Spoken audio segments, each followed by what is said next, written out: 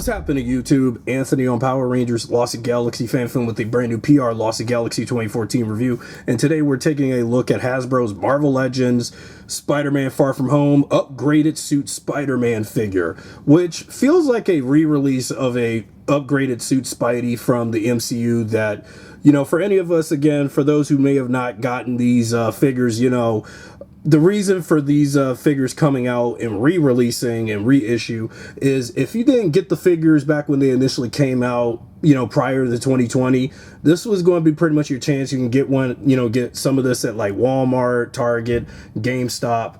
I got this upgraded suit Spider-Man from GameStop for $25.99, $24.99 if you're a pro member, because that was how much I paid for, since I am a pro member at, with GameStop after all.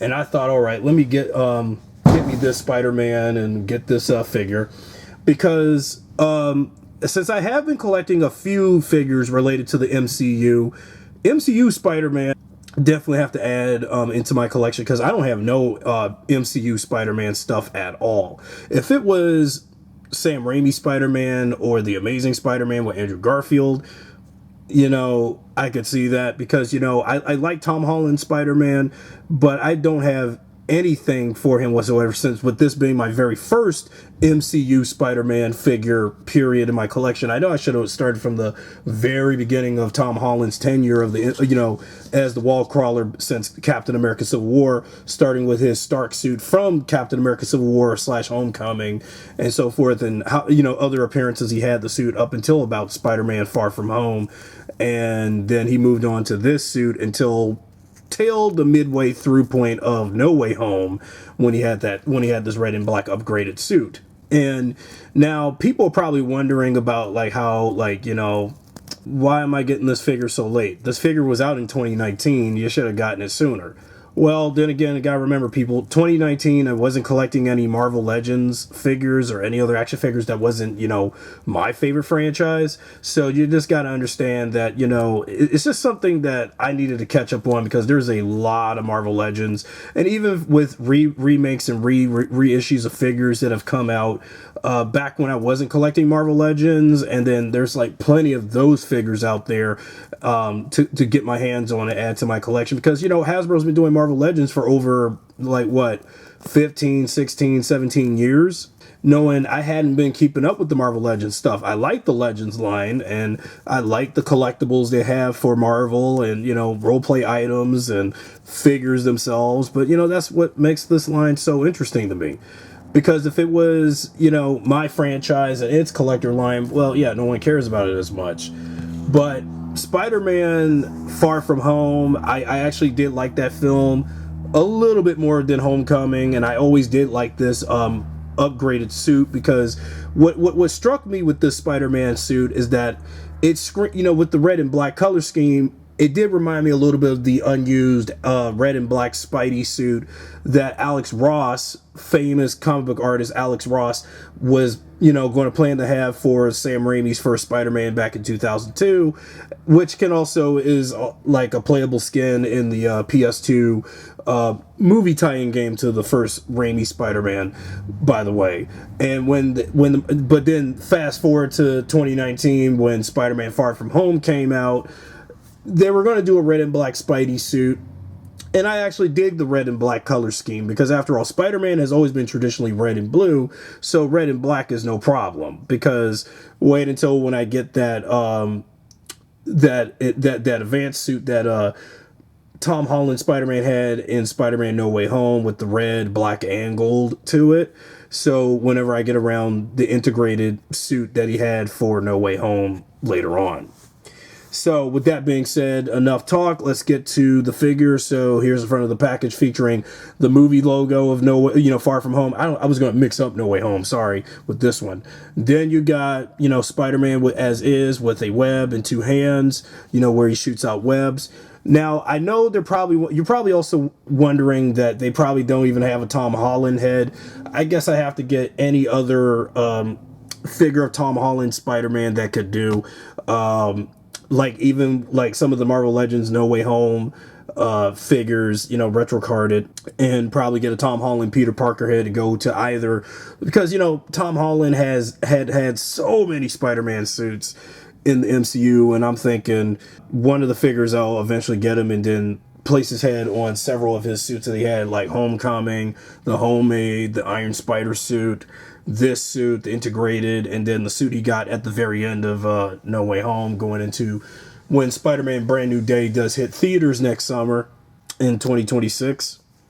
So yeah, this is that Spider-Man. Then you got key art of Tom Holland Spider-Man, if you could see that. Then another image of the Spider-Man, MCU Spider-Man.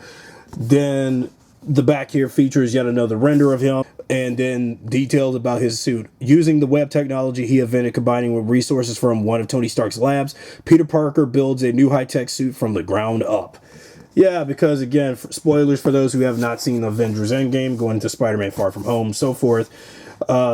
This is, I mean, you know, Peter at this point, post Endgame, was still leaning toward doing the, you know, using Tony Stark's leftover technology to make a new suit. And well, by the end of Spider-Man No Way Home, Stark's tech was getting pretty useless now. And, you know, by the end of No Way Home, Peter came up with a completely brand new suit from scratch with no, integrated Stark tech into a Spider-Man costume. And, well, there you go.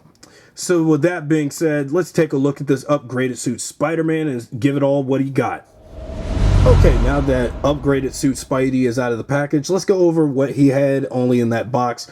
With the lack of, even though with the lack of a Tom Holland Peter Parker head, this is all he came with. He had this web string where, you know, you can have him like dangle around or swing him around and stuff. So that's cool. So yet another, you know, web string accessory for any of my Spider-Man figures, not just this figure in specific.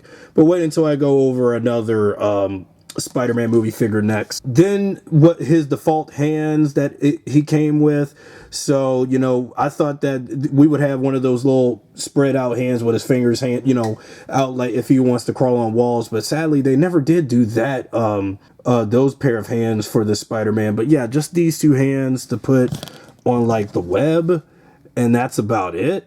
So I don't understand why the heck just these hands and then the hands for when he wants to, you know, shoot out a web. So this is pretty much what this will look like when you want to, you know, have power, you know, have a Spider-Man swing around and stuff.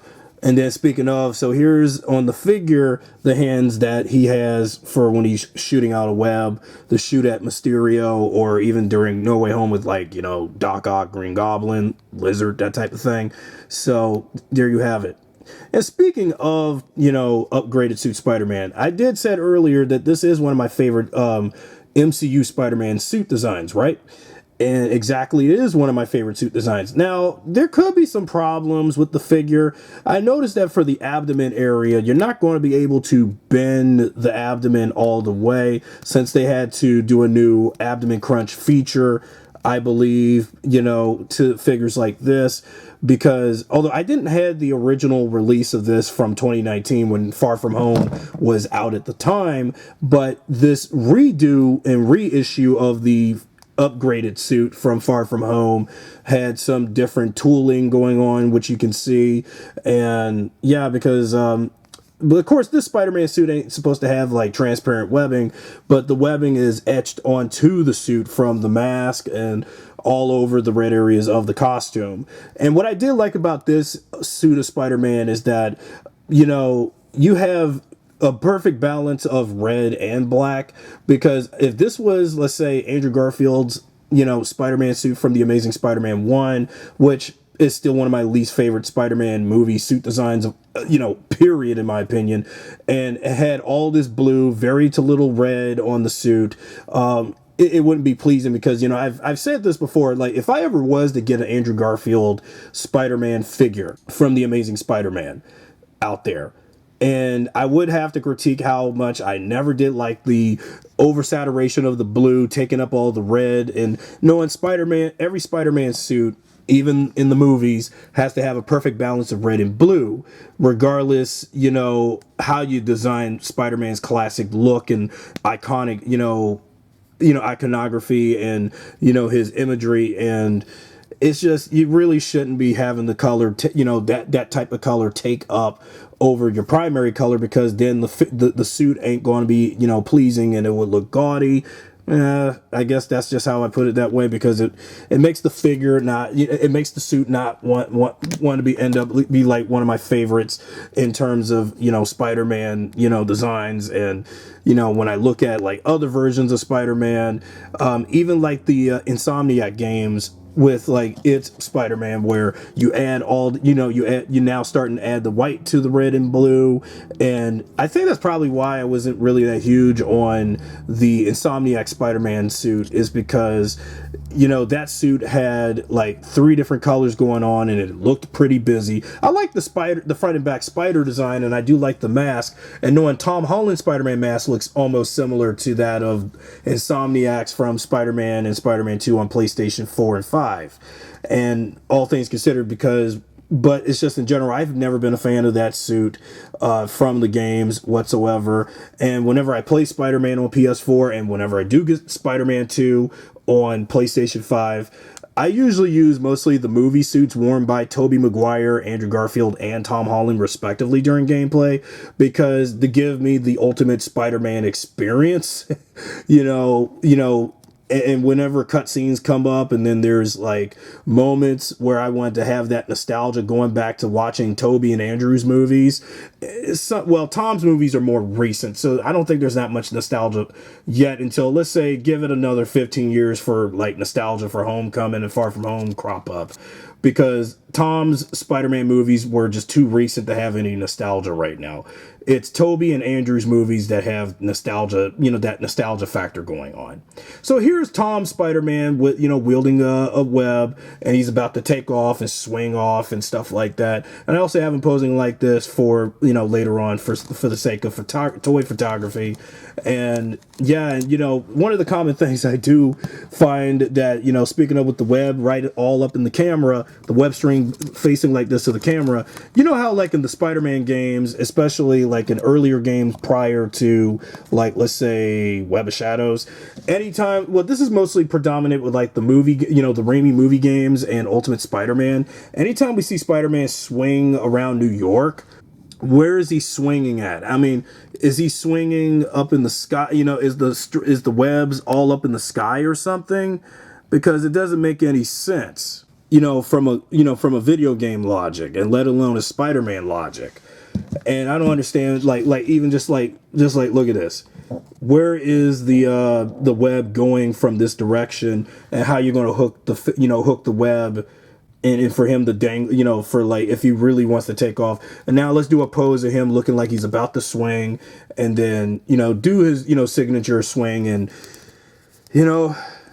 yeah, something like that. But if there's a way, there's a way you can like have it like this, and he's ready to like take off, typical Spider-Man fashion, when he's like swinging really high in the city.